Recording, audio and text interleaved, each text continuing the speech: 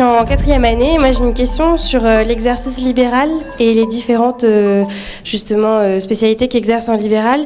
Vous disiez que vous aviez un peu des comparaisons de revenus et par rapport aux différents modes d'exercice, donc du pur concret.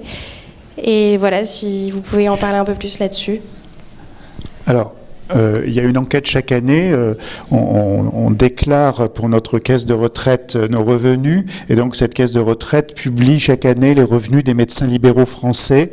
Donc les chiffres de 2016, je les ai repris, je les ai transformés en salaire net, mais c'est des bénéfices nets, hein, donc c'est-à-dire les frais. Quand on perçoit le montant de la consultation, évidemment, ça va pas tout dans la poche, on peut pas dépenser ce qu'on a gagné. Il y a un certain nombre de frais professionnels que l'on déduit, et donc il y a un bénéfice net. Donc ce bénéfice net, la médecine générale est assez bien située et remonte dans l'échelle sociale, grâce notamment à une certaine forfaitisation qui augmente de plus en plus de nos revenus, en plus du paiement direct à l'acte des patients. Ça, je parle pour la médecine générale, c'est moins développé pour la médecine spécialisée de ville actuellement, mais ça va se développer aussi. Donc c'est 85 000 euros par an net, ça correspond à peu près à 7 000 euros net par mois pour un médecin généraliste. Les endocrinologues gagnent beaucoup moins, les neurologues gagnent moins, les dermatologues gagnent moins, les rhumatologues gagnent moins, les psychiatres gagnent moins, Romain, désolé. Voilà, c'est des moyennes et c'est les libéraux. Voilà, j'embraye sur ce que disaient mes collègues tout à l'heure. Une autre différence entre la ville et l'hôpital, c'est que justement, on peut faire évoluer son salaire comme on veut. C'est-à-dire qu'on veut moins travailler, on réduit son temps de travail et on gagne moins. Et on a besoin d'argent, on veut plus travailler. À ce moment-là, on augmente son temps de travail et on gagne plus, ce que vous ne pouvez pas modeler à l'hôpital, hein, en tant que salarié. Après, le salaire d'un PH à l'hôpital qui démarre, j'ai pas regardé ça par contre, dans un service de médecine, je sais pas, mais Robin, peut-être on pourra trouver ça, enfin, on peut le trouver assez facilement, la grille de salaire d'un PH qui démarre,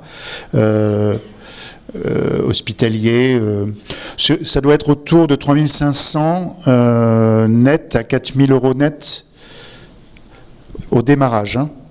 Avec l'autre difficulté, enfin moi j'ai ma fille qui a été praticien hospitalier un bon bout de temps, donc l'autre difficulté c'est l'évolution dans sa carrière. Quand vous n'avez pas une carrière universitaire à l'hôpital, que vous travaillez bien, enfin je ne sais pas s'il y a des hospitaliers, je vais peut-être me faire mal voir, mais finalement il n'y a pas de rémunération au mérite non plus, hein. Que vous foutiez rien ou que vous travaillez bien, vous êtes rémunéré de la même façon et vous attendez l'ancienneté pour évoluer dans votre grade.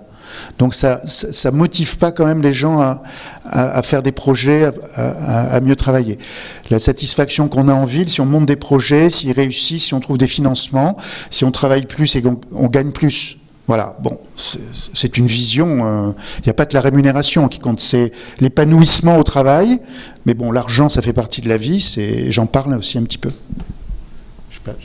Moi, je veux juste dire, donc moi je travaille à mi-temps, c'est-à-dire 16 à 17 heures par semaine, et j'ai un revenu qui doit être un des plus faibles des gastroentérologues de France, puisque je prescris 3 fois moins que les autres gastroentérologues, qui a environ 4 000 euros de bénéfices par mois, voilà, à mi-temps.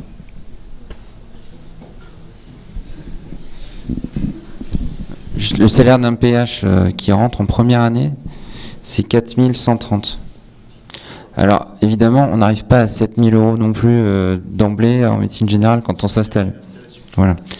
Donc, juste pour vous donner un exemple, donc je reprends les autres exemples, vous avez la possibilité de faire des gardes en maison médicale de garde, quand vous n'avez pas beaucoup de revenus au début. Mais là, je vois dans mon cabinet, on est donc plusieurs médecins, et en fait, plus il y a d'offres, et bizarrement, plus il y a de gens qui viennent.